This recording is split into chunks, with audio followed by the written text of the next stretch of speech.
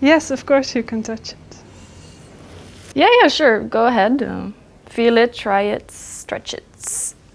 Well, you are allowed to touch it, but I would prefer if you would actually make it. I find it very hard if people that I don't know touch my rabbits.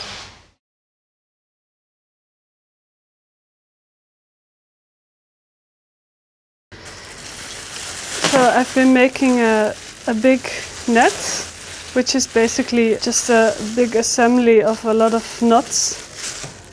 The idea was to make something in relation to an architectural space that is very planned and strict. And I wanted to make something that is more organic and growing and more like a creature than a building.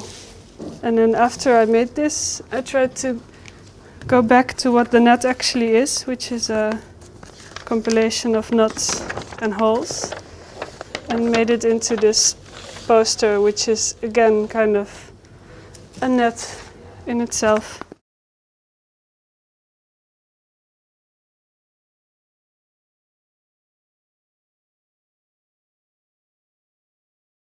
It all started with a small piece of textile and a word, the maisons noires, the black houses. So in a sense, this project is a search for a literal translation of the map of a house. So it's a fold out, which can always be folded back. And this map, it became a research and a starting point for a way to see if the smallest house could be the biggest garment, or if the biggest garment could be the smallest possible house. There's always the struggle of how all this research you transform it into this real garment.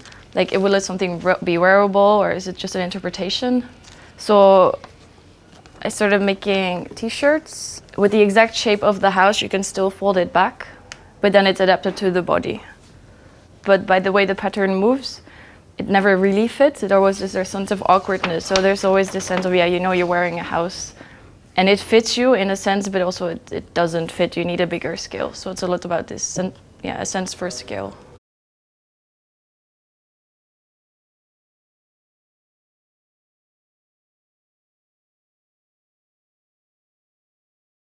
I stuffed rabbits. I always find it very hard when they die, so I learned how to preserve them. So I started making a rabbit out of real rabbit fur, and I used the pattern of a stuffed animal. With this one, I turn them inside out. I pull off the skin like a garment. With this rabbit, which is actually the same one as this one.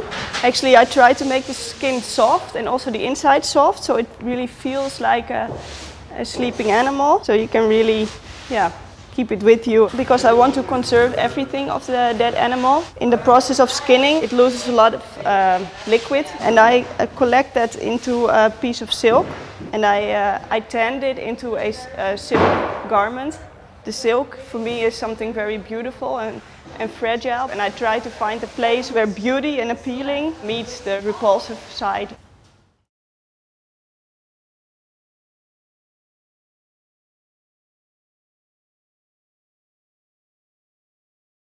So I researched shoes, high heels on the street. As you can see, I started to wonder, why do people wear these heels? When you see all these surfaces, the System Square, for example, it's really not nice walking here. Sometimes really uneasy, but still you want to wear the shoes because it looks so good. Another part of my research is really data about shoes. And what you notice is that sometimes a few millimeters already tell you if a shoe is nice or not. Usually it's the heel. The high heels that you see in magazines or television, Sex and the City for instance. The fashion show in Milan where they all slip because of the shoes and the runway. In movies it's usually important. And finally the reality. The shoe boxes at people's homes usually look something like this, with girls, I have to say.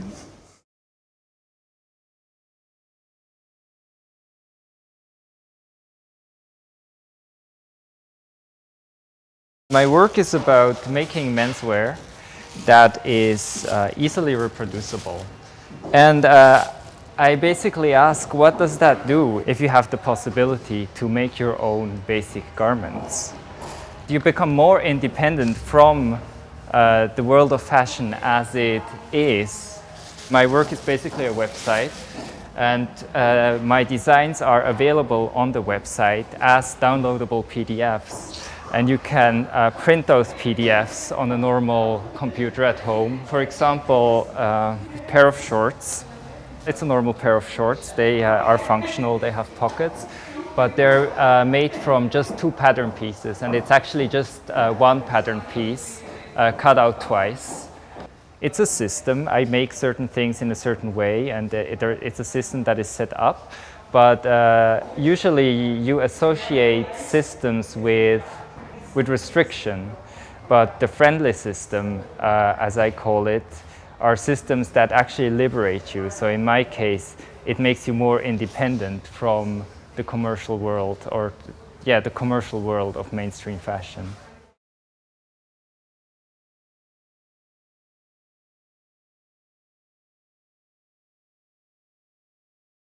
This is the place where I will present my end exam, and on this large table there will be 18 objects. And they are very colorful, and they all have little aspects that tell you how to use it or how to approach it. And what I hope is that people will grab it and take these objects and try to understand what it is they're dealing with. And then there's this wall with stickers, and you can name an object that you just research. You can name it. I also made a book. And I wanted to make a book as an object. So I wondered, I have ink and I have paper, and I like it when there's a certain interaction with my work. So now I made a cover which is from a scratch of ink.